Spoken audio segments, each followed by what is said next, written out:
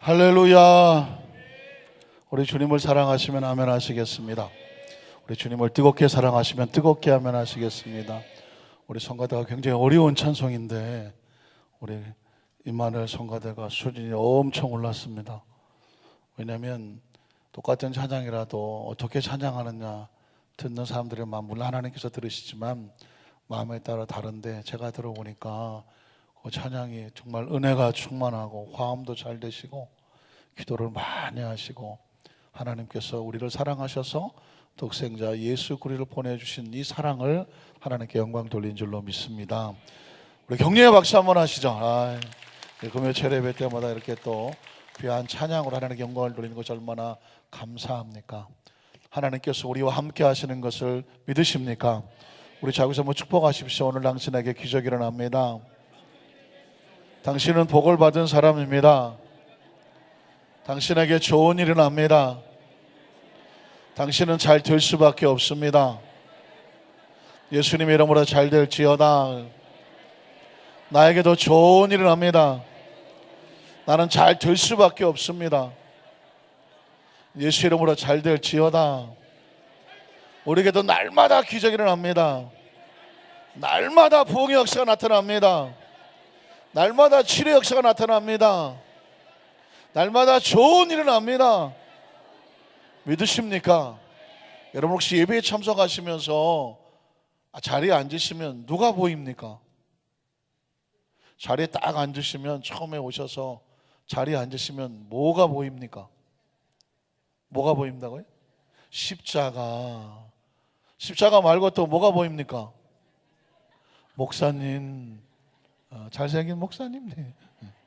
어느 목사님께서 책을 하나 쓰셨는데 그 책에 보니까 어느 날 기도 가운데 하나님 예배 가운데 임재하시는 모습이 영안이 열리면서 보게 되는데 그 천사들이 예배 가운데 함께 하신. 왜냐하면 그 천사라는 것은 하나님의 백성들을 이 땅의 삶 속에서 보호하고 지키는 그런 하나님의 사자들이 사명이 있는 것이거든요.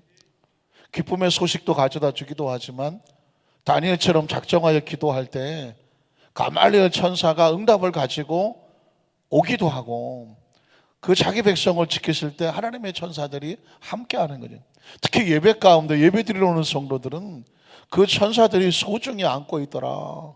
그리고 예배가 시작되니까 그 천사들이 하나님 앞에 무릎 꿇어 경배하는 그 모습이 보여지면서 우리는 건물 속에서 사람들만 앉아있는 것처럼 보이지만 예배는 4차원 아닙니까? 예배는 영적인 것 아닙니까? 예배는 하나님이 받지 않으십니까? 찬양은 하나님 받으신 찬양 아니십니까? 믿으십니까? 그러니까 크리스찬들은 이 자리에 앉아있지만 눈으로 보는 것이 아니라 영안으로 보잖아요.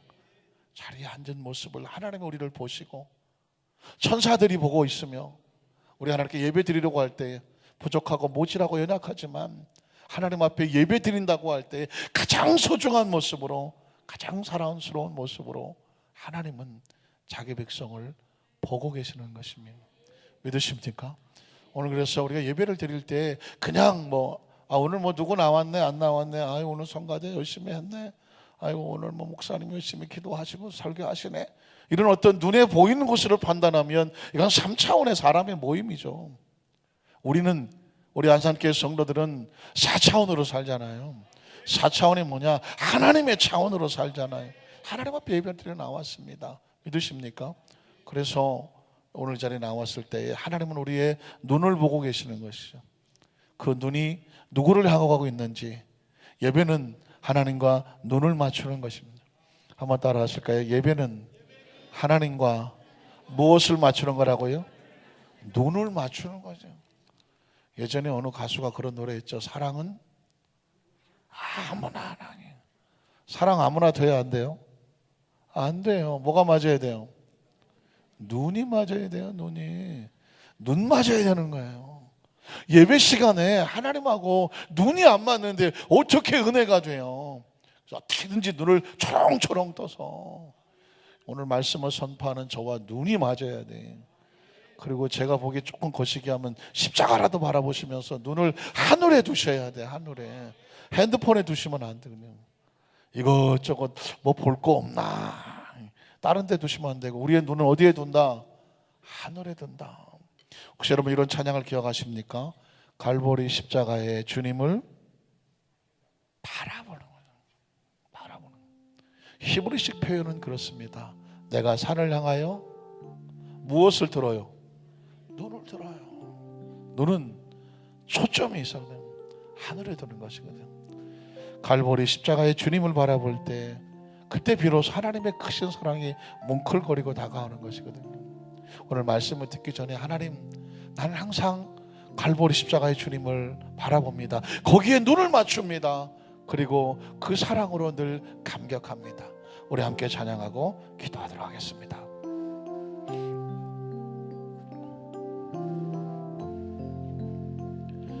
갈보리 십자가에 주님을 바라볼 때 하나님 크신 사랑 너무나 고마워라. 예수님의 십자가 이제는 나도 지고 이 생명 나 바쳐서 주님을 따르리. 갈보리 십자가에 갈보리 십자가에 주님을 바라볼 때 주님을 바라볼 때 하나님 크신 사랑 하나님 크신 사랑 너무나 고마워라. 예수님의 십 우리 한번 두 손 들고 고백할까요? 이제는 나도 지고하는 이 생명 나 바쳐서 주님을 따르리. 우리 두 손을 가슴에 안고 우리에게 믿음과 우리에게 믿음과 소망을 주시며 사랑으로 세상을 이기게 예수님의 십자가 예수님의 십자가에 이제는 나도 지고 이 생명 나 바쳐서 주님을 따르리. 우리의 모든 간구 모든 간구 응답해 주시며 응답해 주시며 기도의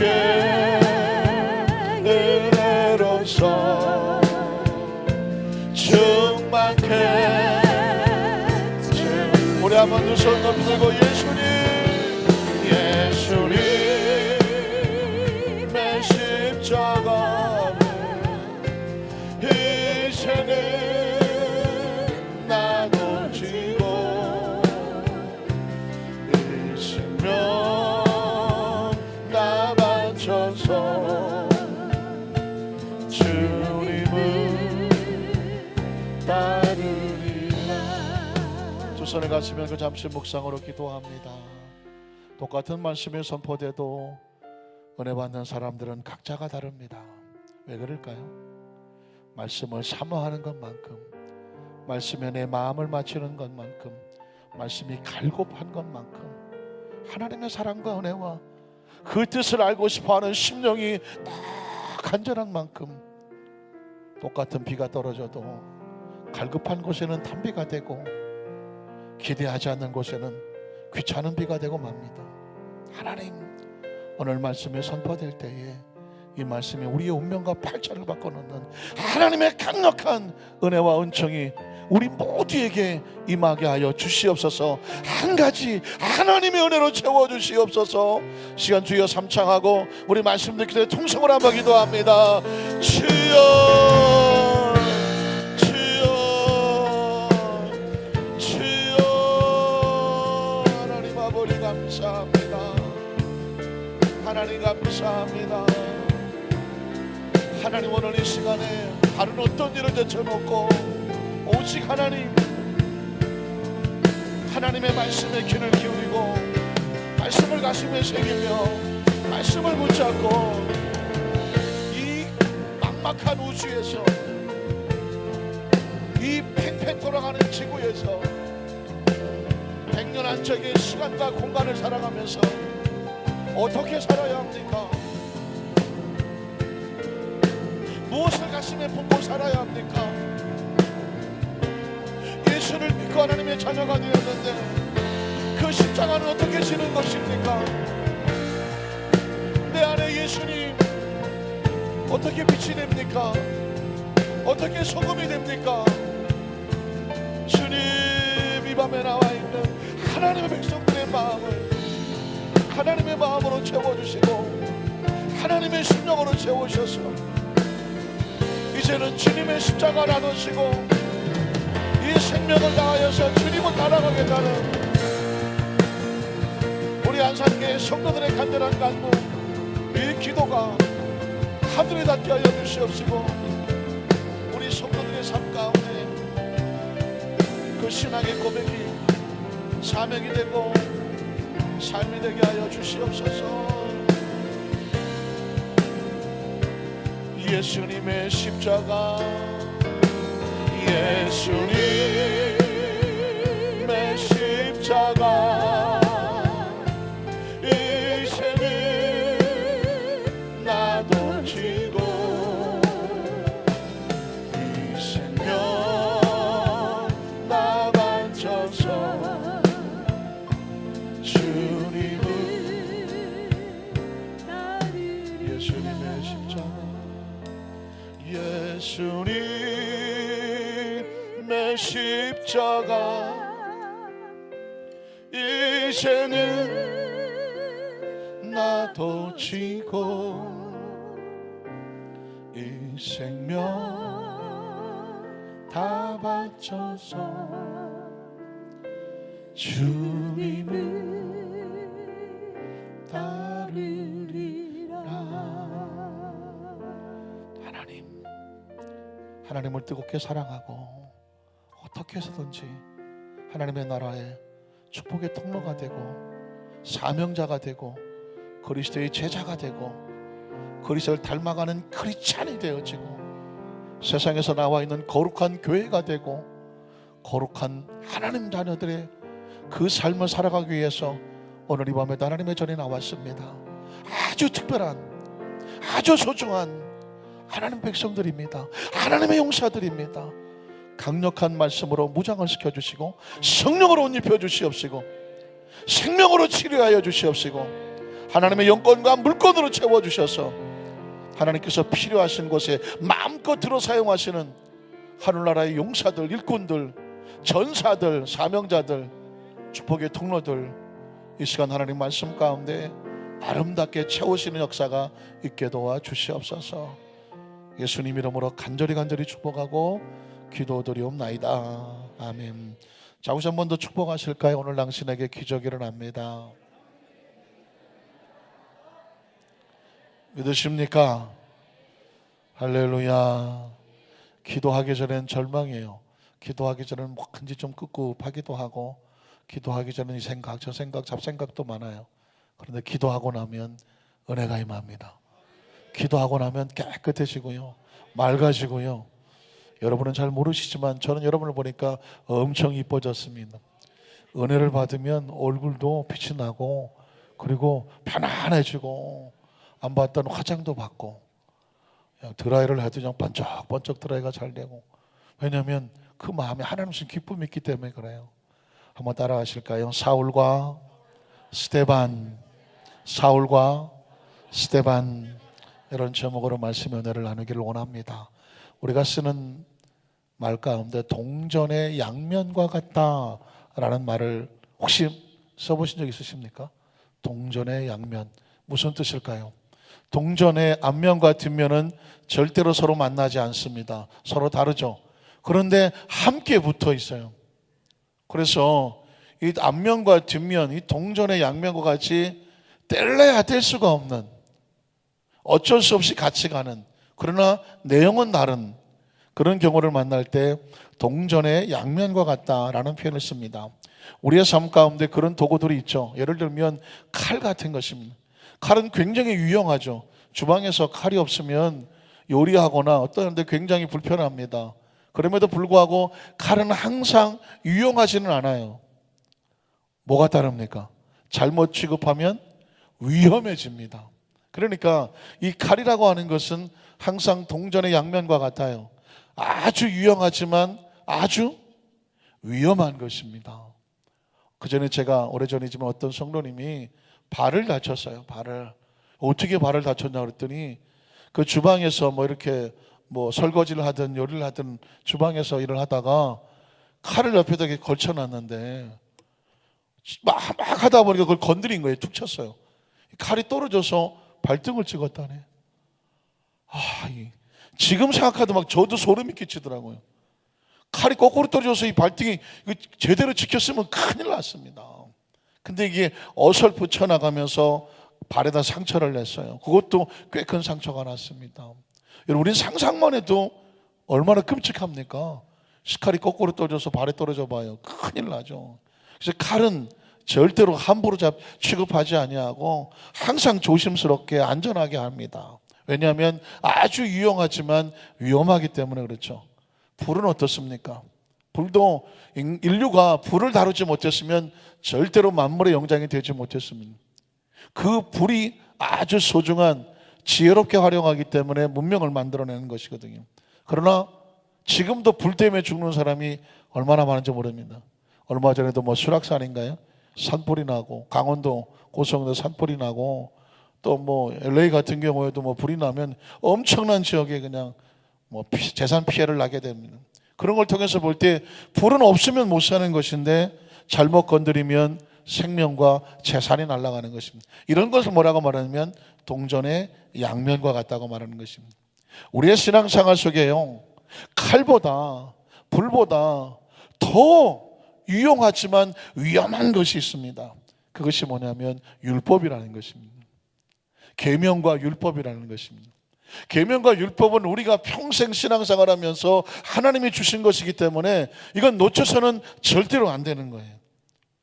그럼에도 불구하고 이 율법에 대한 것을 잘못 적용하면 아주 무서운 잘못된 신앙인이 되고 마는 것입니다.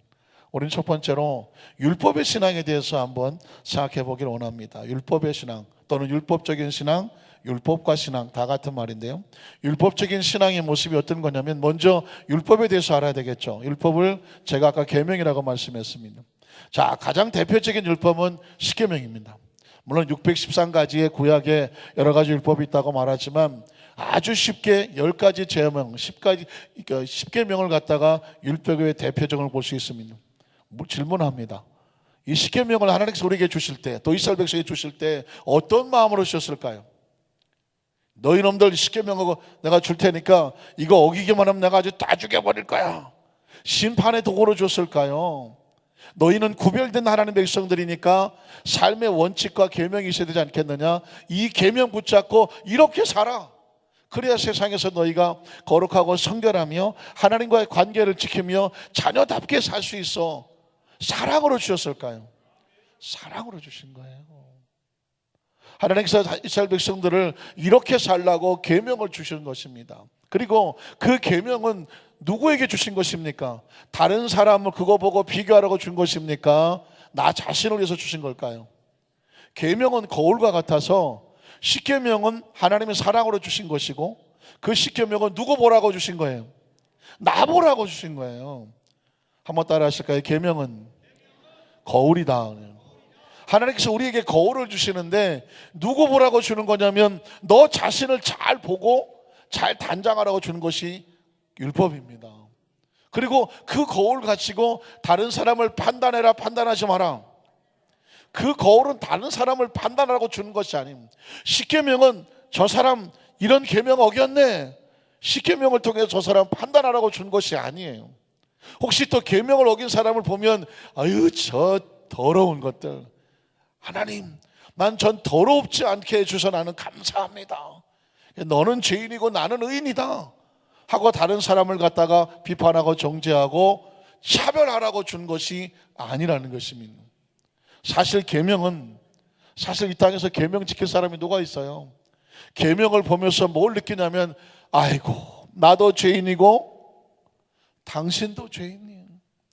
뭐가 없으면 안 되는 거예요? 은혜가 없으면 안 되는 거예요.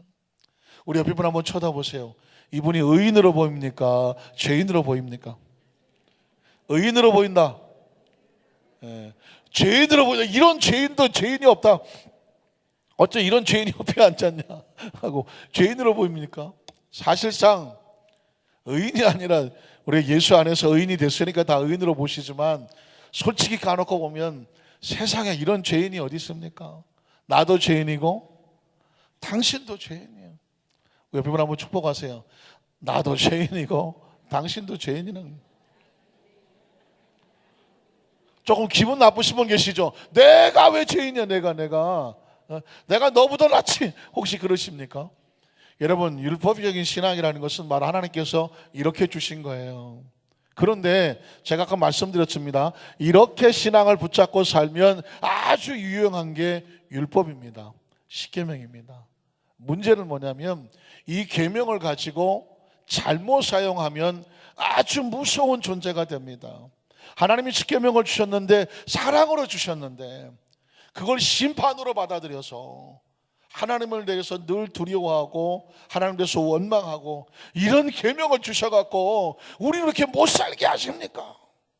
혹시 여러분 예수님 처음 믿고 그런 생각 해보신 분, 십계명을 보고 나서 아니 예수 믿고 구원만 받는 줄 알았더니 이 십계명을 줘갖고 이거 어떻게 지켜? 손 한번 들어보세요. 혹시 그러신 분. 저밖에 없는 거예요. 저밖에. 저는 어렸을 때 그랬어요. 한 주일학교 때부터 자랐지만 한 고등학생쯤 되니까 계명이 이게 걸려서 못 살겠더라고. 이 계명을 보니까 기가 막힌 거예요. 뭐 지킬 수 있는 게 하나도 없어 이거. 그래서 저는 이렇게 생각해서 제가 고등학교 때 전도사님한테 제가 질문을 했습니다. 전사님, 이 십계명 이거 어떻게 지킵니까? 이거 십계명 못 지키겠어요 나는. 그때 뭐라고 말하냐면 그 전사님도 아주 당황하셔갖고 뭐라고 말하냐면 그래도 다 구원받을 사람은 하나님이 다 때가 되면 구원시켜 줄 테니까 지금은 못 지켜도 걱정하지 마라. 지금은 죄인이지만 하나님은 다 예전에 나중에 다 구원시켜 줄 테니까 너무 죄 때문에 고민하지 마. 아마 저를 위로하려고 그랬던지 몰라요. 그래서 제가 그때 머리가 팍 돌아갔어요. 그래? 내가 어떻게 살아도 나중에 하나님이 다 나를 구원시켜 주신다고? 오케이. 내가 교회 안 나와 이제. 다 이제 99살까지 그냥 내 마음대로 살다가 하나님이 나를 구원시켜 주실 것을 믿고, 그거는 확실히 믿고, 그때 그냥 나이 먹어서 뭐 그때 가서 믿습니다 하면 되지. 근데 내 머리가 비상한 것 같은데 별로 반응이 없으시네. 제가 그런 고민을 했었던 적이 있었어요. 그런데 왜냐하면 계명을 주신 이유를 몰랐기 때문에. 저는 십계명을 하나님이 왜 주셨는지 하나님이 아주 원망스러웠어요. 젊은 나이에 십계명을 보니까 그럼 어떻게 살라고, 뭘 먹으라고, 무슨 짓 하고 살라고 아주 힘들더라고요. 나중에 은혜를 받고 나니까 계명이라는 게 사랑을 위해서 주신 것이구나, 나 지키라고 주신 것이구나, 걸려 넘어가라고 준 것이 아니라 이런 거 피해가라고 주신 거구나. 어떻습니까?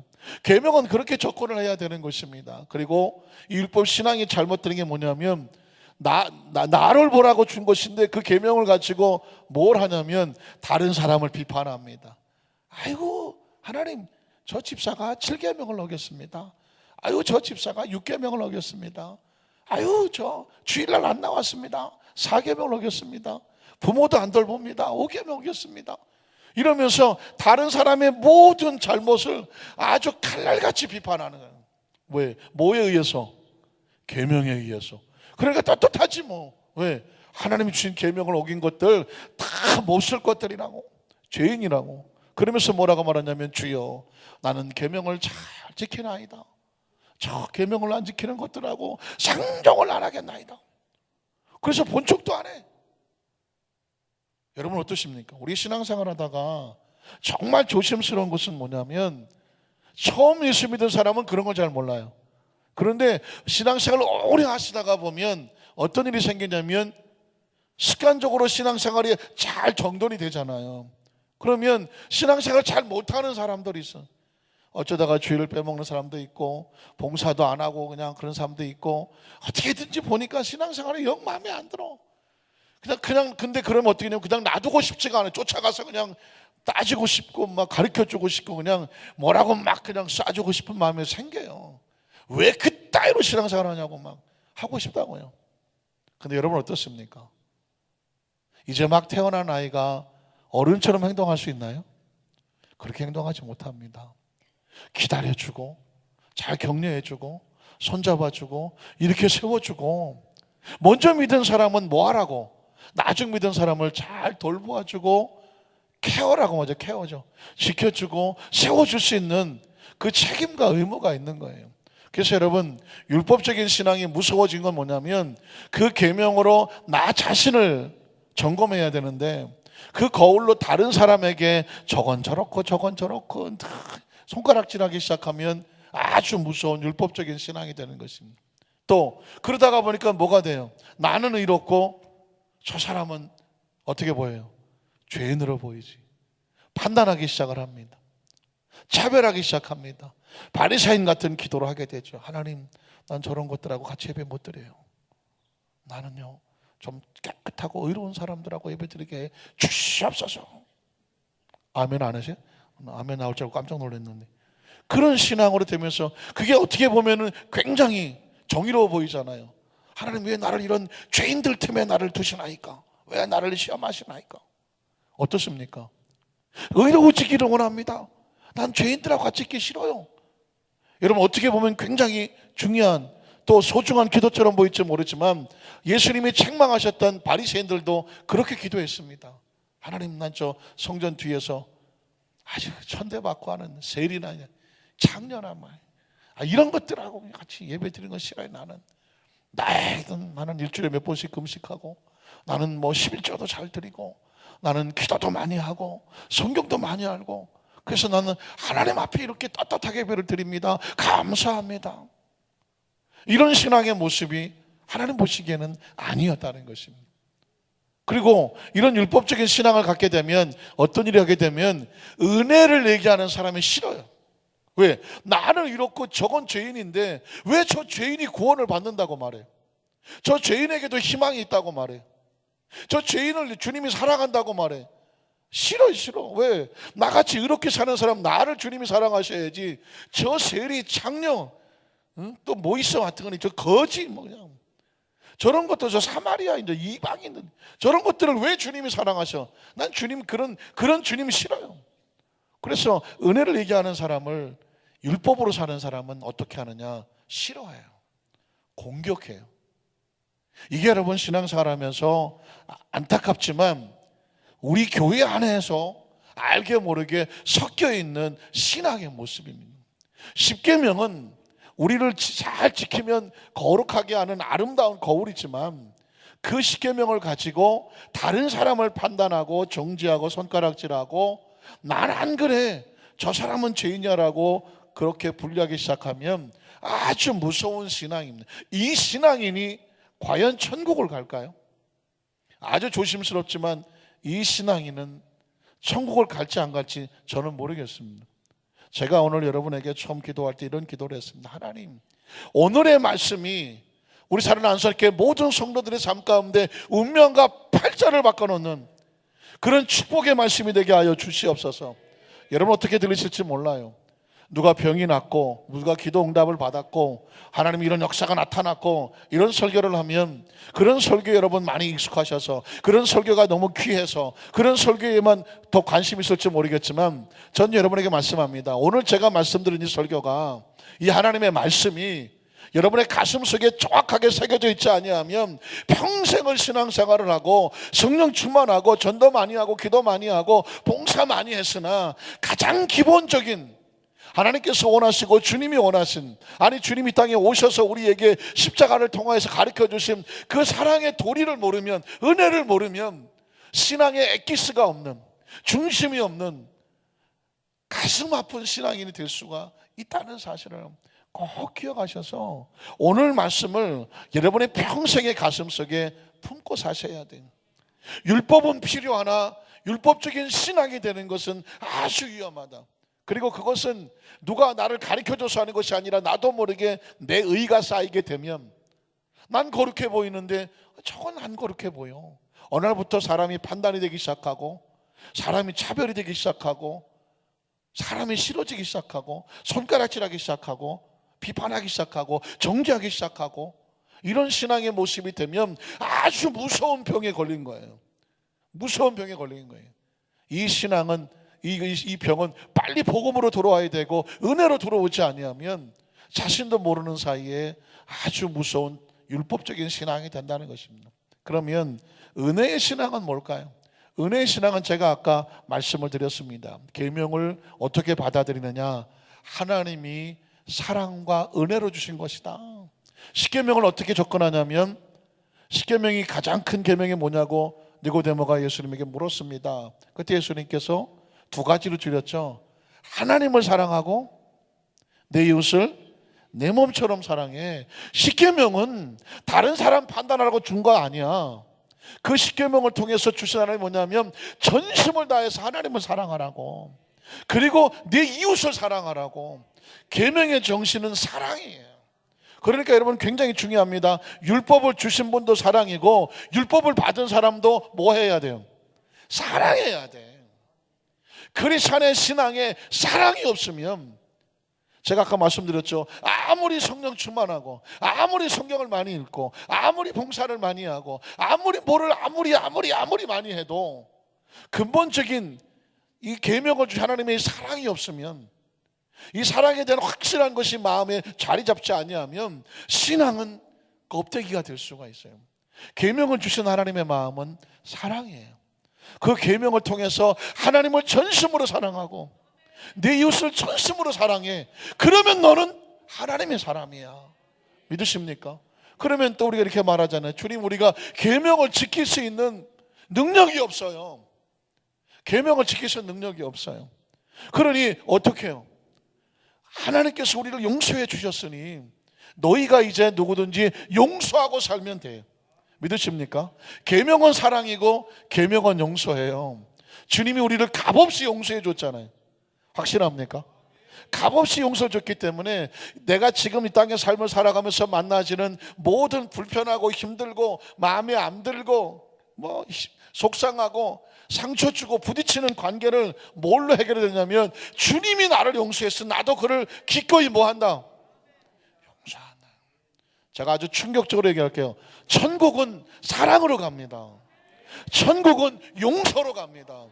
사랑이 없고 용서가 없으면 천국 갈까요? 못 갈까요? 죄송하지만 못 갑니다. 왜냐하면 천국 가면 사랑해야 돼요. 그런데 사랑을 안 하는데 천국에서 살겠어요? 못 살겠어요?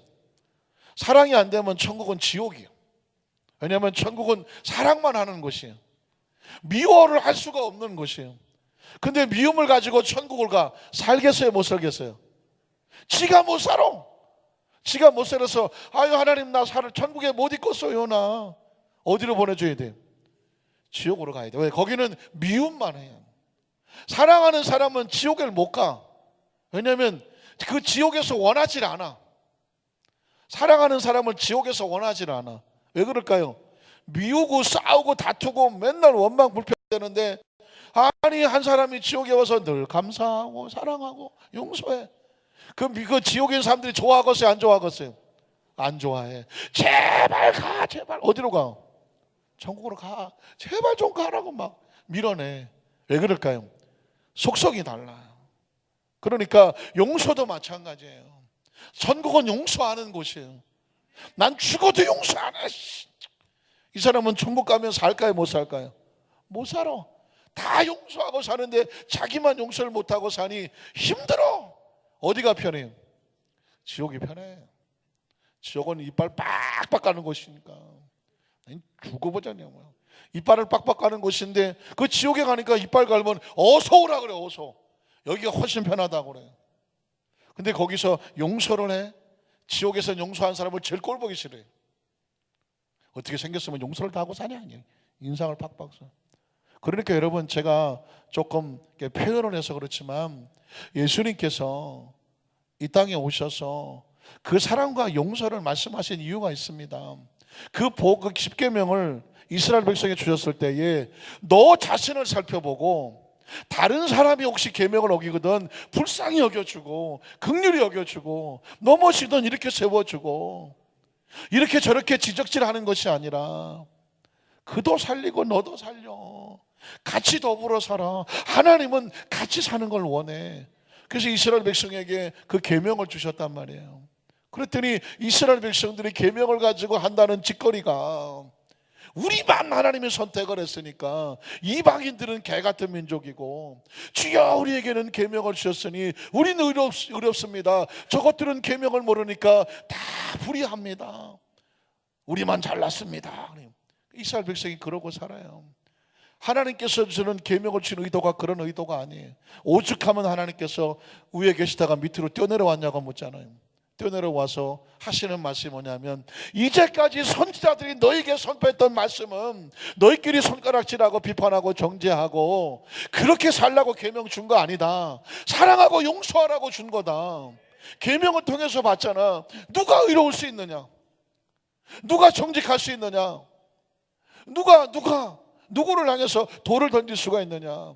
그래 너희는 다 긍휼히 여기고 불쌍히 여기고 너도 죄인이고 나도 죄인이니까 죄인끼리 뭐 해야 돼요? 사랑하고 용서하고 살아야 돼. 믿으십니까? 그렇게 살라고 예수님께서 오셔서 예수님 오셔서 다니면서 뭐 했나요? 맨날 사랑하고 가셨어. 맨날 용서하고 사셨어.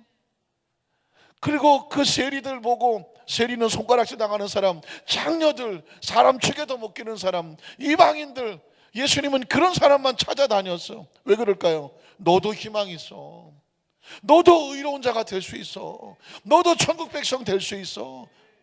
예수님은 찾아다니면서 그런 얘기를 했어요. 어떻습니까? 왜 바리새인과 서기관들이 예수님을 미워합니까? 율법적인 신앙만 가지고 내가 의롭고 저것들은 아니라고 생각하는 사람은 예수님이 싫어요. 예수님이 하는 게 눈에 거슬려요. 왜? 아니 나는 깨끗하고 저건 더러워야 되는데 왜 예수님 오셔서 그 더러운 사람들한테 가서 너도 깨끗하다고 말하고 너도 구원받는다고 말하니 이거 정말 크레이징 앤 점핑이죠. 미치고 환장하고 벌쩍 뛴다니까. 그래서 바리새인들이 예수님만 보면 그냥 화가 나고 분이 나서 막 죽이려고 달라들었던 이유가 뭐냐면 품성이 달라요. 바리새인들은 절대로 이방인을 용서 안 해요. 세리들 용서 안 해요. 창녀들 용서 안 해요. 계명 어기는 것들 용서 안 해요. 그러나 예수님은 다 찾아가요. 안아줘요. 품어줘요. 그리고 그들에게 용기를 줘요. 그리고 하나님의 나라를 전해줘요. 그러니까 죄인들이고 창녀들이고 이방인들이고 사마리아 여인들이고 혈루증을 걸렸던 문득병을 걸렸던 중풍병을 걸렸던 율법적으로는 다 죄인이고 천벌받았다고 생각하는 사람들이 다 예수님 앞에 나와서 회복이 되고 치유가 되고 네가 오늘 아브라함의 자손이 됐다라고 오늘 내 집에 구원이 임했다라고 말하는 거니. 그러니까 예수님은 가는 곳마다 은혜를 선포하고 바리새인들은 가는 곳마다 율법으로 사람을 구분 지려고 하니까 그 바리새인들이 예수님을 보면 못 견디는 것이죠. 율법적인 신앙이란 뭐냐? 예수님처럼 사는 것이죠. 예수님처럼. 그러니까 어떻게 됩니까? 예수님을 닮아가죠. 예수님께서 우리한테 행하신 것을 그대로 다른 사람에게 행하면 그게 은혜예요. 믿으십니까? 우리를 용서했어. 그러니까 우리를 값없이 용서했으니까 우리도 그를 값없이 용서하는 거예요. 대가와 이유를 따지지 않는 거예요. 그분이 우리와 함께 있어줘서 불의하고 추악하고 손가락질 당하고 죄인 중에 괴수고, 제가 아까 그랬지 너도 죄인이고 나도 죄인이에요. 어떻습니까? 여러분, 연세를 많이 사시면 인생에 뒤돌아보면 뭐밖에 없어요? 걸음마다 자옥마다 다 죄뿐이에요. 할 수 없네요. 어떠셔? 살아보니까 어떠셔요? 걸음마다 자옥마다. 아닌 분들 계셔서 얼굴을 돌려야 되겠네. 살아가는 게 겁나지 않아요? 살아가는 게 겁나요. 오래 사는 것은 좋으나 오래 살면서 피할 수 없는 게 뭐예요? 죄잖아요. 죄를 지어서가 아니라 죄된 생각, 죄된 마음, 나도 모르는 죄된 습성, 이기적이고 세속적이고 부족하고 모자란, 날마다 엎드려서 회개하는 게 뭐예요? 하나님, 내 속에 있는 죄성, 이것들을 다 고백하고 자백합니다. 세월을 살아간다는 것은 그만큼 죄를 피할 수 없어요. 그럼에도 불구하고 죄를 뭘로 씻어요? 뭘로 씻어요? 뭘로 씻습니까? 예수님이 십자가의 보혈로 우리를 씻어주지. 값없이 70번씩 7번이라도 또 덮어주고 덮어주지 않습니다.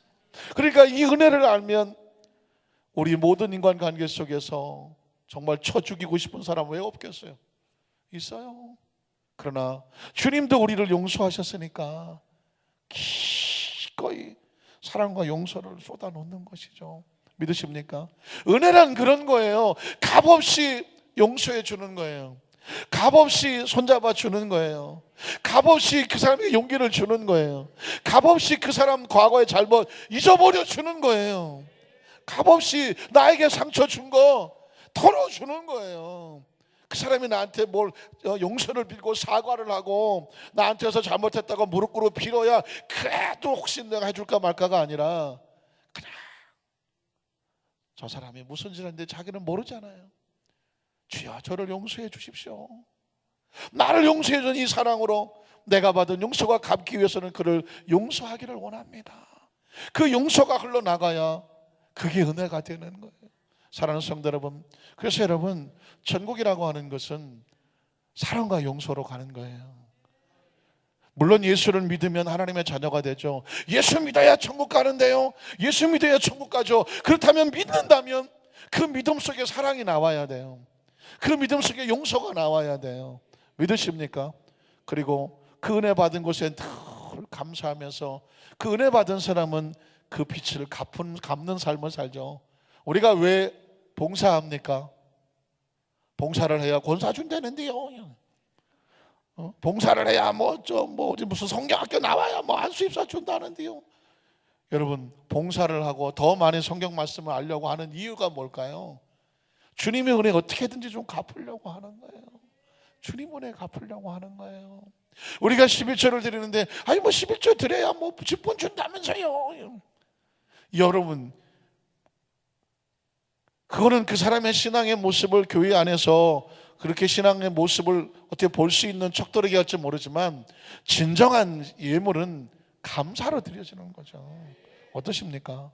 우리가 시간을 내서 예배를 드리고 봉사를 하고 남성교회, 여성교회, 성가대, 우리 찬양팀 얼마나 감사해요. 청년들 진짜 우리 교회 보물 중에 보물이 청년들입니다. 주일날 찬양팀 보면 참 감사하고, 또 저 차례 때 찬양팀, 또 교회학교 교사들, 또 수요일날 전도 나가시는 전도팀들, 지역장님, 구역장님들, 우리 장로님들, 안수집사님들, 그냥 구석구석 여기 오신 분들은 다 감사해. 그런데 나오시는 그 마음이 뭐예요? 은혜에 감사해서 나 예배 드리는 거 아니겠습니까? 그러니까 은혜의 신앙은 뭐냐면 뭐든지 그 말씀을 들으면서 누구 들으라고 하는 말이다? 나 들으라고 하는 말이에요. 그런 얘기 있다면서요. 어느 권사님께서 설교 듣고 오늘 며느리한테, 야 며느라, 목사님이 오늘 네 얘기 하더라. 야. 응? 너 네 얘기 하더라. 그러면 여러분, 사실 참 친절하신 그 어머니긴 하신데 그 얘기 듣는 사람 며느리 얼마나 속상하겠어요. 속으로 말하겠지. 아이고 시어머니 들으라고 하시던데요. 그러실 거 아니겠습니까? 어떠십니까? 다 나 들으라고 하는 거거든요. 그리고 계명은 나 보라고 하는 것이거든요. 그래서 나를 잘 담궈서 이웃은 어떻게 해요? 나에 대해서는 율법을 잘 계명을 지키고 이웃에 대해서는 어떻게 해야 돼요? 은혜의 관계를 돼야 되는 거예요. 신앙이 잘못되면 자기 자신은 은혜를 줘. 난 괜찮아. 그런데 다른 사람은 율법적으로 판단해요. 이게 무섭다는 거예요. 이게 동전의 양면과 같은 거예요. 적어도 우리 안산교회 성도들은 내 속에는 계명을 채우고 내 이웃에는 무엇으로? 은혜로. 이렇게 되면 자기 자신은 항상 점검하고 거룩하고 경건하게 지키는 삶이 되고, 이웃의 삶은 어떻게든지 나로 인하여 실족하지 않으려고 사랑하고 용서하고 은혜로 따뜻하게 다가서는 신앙의 모습이 될 때 비로소 주님께서 원하시는 천국 가는 신앙이 되는 것입니다. 자, 오늘 제가 사울과 스데반이라고 말했죠. 오늘 그것만 성경책 그냥 읽어보고 말씀을 마치도록 하겠습니다. 자, 사도행전 8장 1절에 보면 사울은 율법의 상징입니다. 사울은 그가 누구예요? 스데반이 죽임당함을 어떻게 여겨요? 긍휼히, 불쌍히, 마땅히 여깁니다. 율법은요, 다른 사람이 잘못되는 거, 맞아 죽는 거 당연하다고 생각합니다. 왜 당연할까요? 사울이 볼 때 스데반은 뭐 이런 놈이 다 있어. 아니, 율법을 어기면 돌에 맞아 죽어야지. 아니, 세리, 창녀 뭐 이런 그런 사람과 함께 있던 예수님을, 그 예수의 복음을 전해. 사울은 애시당초부터 예수가 마음에 들지 않아요. 예수님 따라다니는 거 다 잡아 죽여버려요. 그런 율법적인 사람이에요. 자기 판단에 나는 의롭고 저 더러운 죄인들은 다 잡아 죽여야 돼요. 스데반이 돌에 맞아 죽는데, 그래도 여러분, 범도 잡아놓으면 불쌍하잖아요.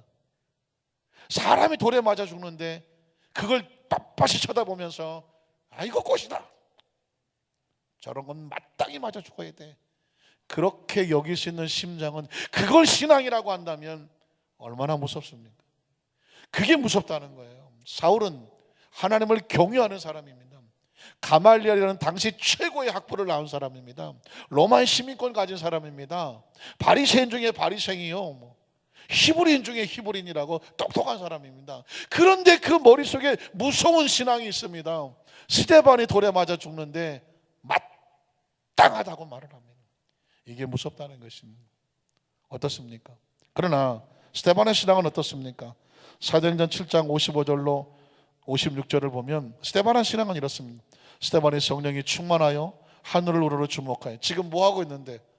맞아 죽으려고 하는. 사람이 돌에 맞아 죽을 쯤 되면 그 돌 던지는 것들 그냥 눈가를 탁 쳐다보면서 저것들을 해야 되지 않습니까? 스데반의 눈은 하늘을 향해서 있습니다. 예수께서 하나님 우편에 서신 것을 보고 그 다음 절 보니까 말하되 보라, 하늘이 열리고 인자가 하나님 우편에 서신 것을 보느라. 어떤 상황 속에서도 은혜는 하늘의 초점이 맞아야 돼요. 예수 그리스도의 초점이 맞아야 돼요. 나에게 돌 던지는 사람, 욕하는 사람, 나를 막 고소하는 사람, 손가락질하는 사람, 그 사람들 쳐다보면요 못 삽니다. 스데반은 순교 현장에서 누구를 바라보고 있냐면 하나님을 바라보고 주님을 바라보고 있습니다. 59절로 60절에 보면 이분이 조금 이상해요. 그들이 돌로 스데반을 치니, 돌에 맞으면서 스데반이 부르짖으면서 아이고 머리통이야, 그렇습니까? 안 합니다. 부르짖어 이르되 주 예수여 내 영혼을 받으시옵소서.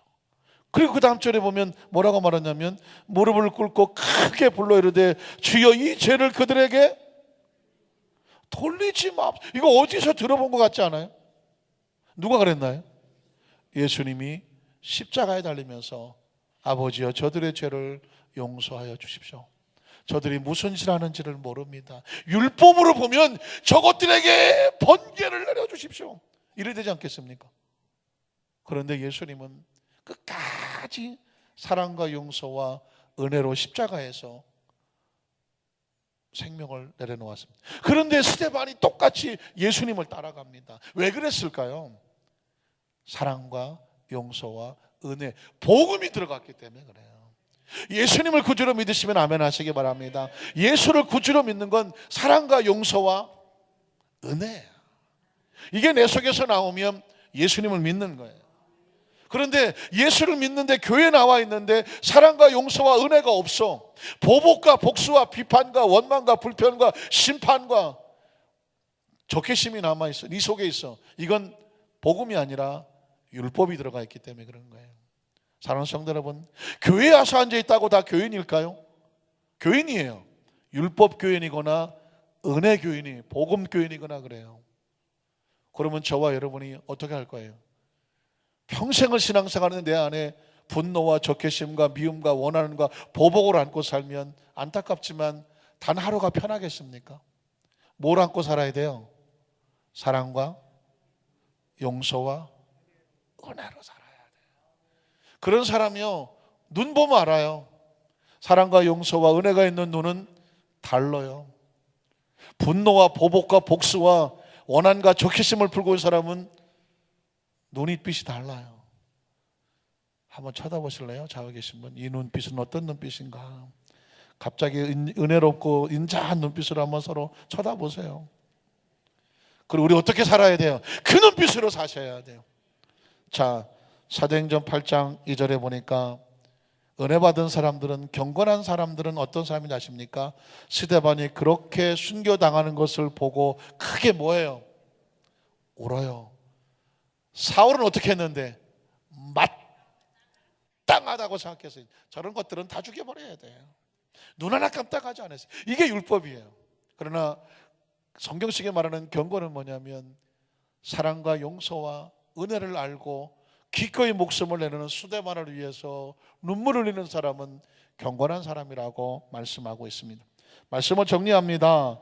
율법은 남을 죽입니다. 사도행전 8장 3절은 이렇게 말합니다. 사울이 스데반 죽는 것도 못마땅해서 교회를 잡멸합니다. 교회는 뭘까요? 예수 그리스도의 교회. 각 집에 들어가서 남녀를 끌어다가, 남녀가 뭐예요?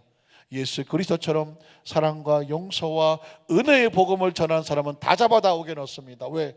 율법은 사랑과 용서와 은혜를 용납하지 못합니다. 그러나 은혜는 어떻습니까?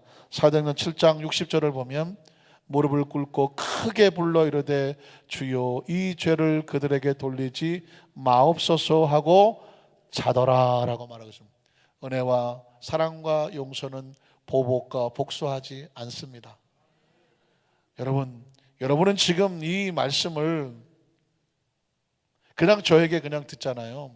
저는 이 사랑과 용서와 은혜의 복음을, 말씀을 깨닫기 위해서 4, 5년을 쏟았습니다. 그리고 수천만 원의 학비가 들어갔습니다. 순복음에 예수 믿고 구원받고 성령 충만하고 치유와 축복과 재림의 복음을 알고 있어요. 이 복음은 어떤 것 같냐면 큰 차를 한 대 받아서 기름을 채우고 그 다음에 배터리가 꽉 차 있는 그런 것 같아요. 이게 받은 축복이에요, 우리가. 그런데 이 축복을 받았으면 어떻게 사느냐? 어떻게 사느냐? 그 어떻게 사느냐가 바로 예수님이 십자가에서 우리에게 보여주신 사랑과 용서와 은혜예요. 많은 크리스천들이 받은 건 알아요. 그러나 어떻게 살아야 되는지에 대해서는 잘 모르고 살아요. 제가 이 말씀을 여러분에게 꼭 말씀을 드리는 것은 이 말씀을 잊지 마라. 성령 충만하고 말씀 충만하고 하나님의 축복을 많이 받은 간증들은 받은 것이다. 그러나 받은 것으로 끝나는 것은 신앙의 절반이다. 그 받은 것으로 하나님은 일하기를 원하신다. 그 받은 것을 가지고 기꺼이 사랑해라. 기꺼이 용서해라. 기꺼이 은혜를 베풀어라. 그러면 그 구원이 완성이 되는 것입니다. 사랑하는 한산교회 우리 모든 성도 삶의 현장 가운데 오늘 이 말씀이 꼭 필요한 사람들에게 운명과 팔자를 바꿔놓는 그리스도의 복음의 구원이 확실하게 마음에 진정한 자유를 주시는 은혜가 임하시기를 주님의 이름으로 축복합니다. 기도하겠습니다. 전능하신 하나님 아버지,